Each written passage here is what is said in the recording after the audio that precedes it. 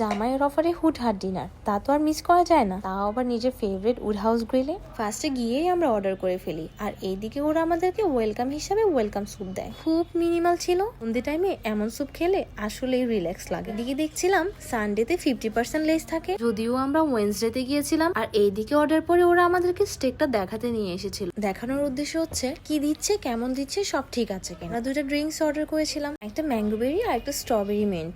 যদিও স্যুপটা খাওয়ার পরে আমার আর ঠান্ডা খেতে ইচ্ছে করছিল না। তারপর বাবা ছেলেকে রেখে আমি পুরো রেস্টুরেন্টটা ঘুরে ঘুরে দেখছিলাম। আর এই পোর্শনটাতে ছিল ওদের প্রিমিয়াম স্টেক গুলো, যেটা টার্গেট কত দিনে ছিল আর ওয়েট থেকে শুরু করে সবকিছুই ডিটেলস ছিল। একটু ঘুরে এসে দেখি বাবা ছেলে কিছু একটা ঘটিয়েছে। এসেই শুনি সে স্যুপটা ফেলে দিয়েছে। পরে তার কি বাহানা ওদেরকে বলার জন্য ওকে আবার স্যুপ দিতে। ওরাও খুবই হসপিটেবল ছিল, সাথে সাথে তার জন্য আরেকটা স্যুপ নিয়ে আসে। এইদিকে আমরা অর্ডার করেছিলাম স্টার্টার হিসাবে সাউথার্ন কিউব। এইটা নাকি ওদের সিগনেচার আইটেম ছিল। যারাই আসে ফার্স্টে স্টার্টার হিসাবে এইটাই অর্ডার করে, বেশি কিছু না।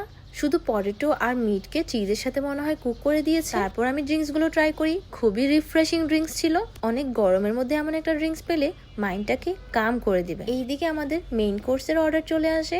আমার জন্য সে সারলয়েন 300 গ্রাম অর্ডার করে, তার সাথে side dish grill corn, grill tomato and potato wedges. আর তার জন্য সে অর্ডার করে তামায়ক 500 গ্রাম, তার সাথে ছিল saffron rice, grill tomato and mash potato. তারা আমাদেরকে 4 রকমের সস দেয়।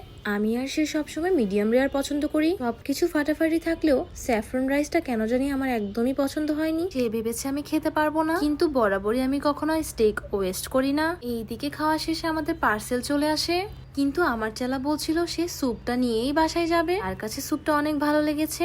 তারপর তাকে বুঝিয়ে বের হয়ে যাচ্ছিলাম। যেতে যেতে ভাবছিলাম তাদের এত সুন্দর হসপিটালিটি অ্যান্ড তাদের লোভনীয় স্টেক খেতে আবার আমাকে আসতে হবে।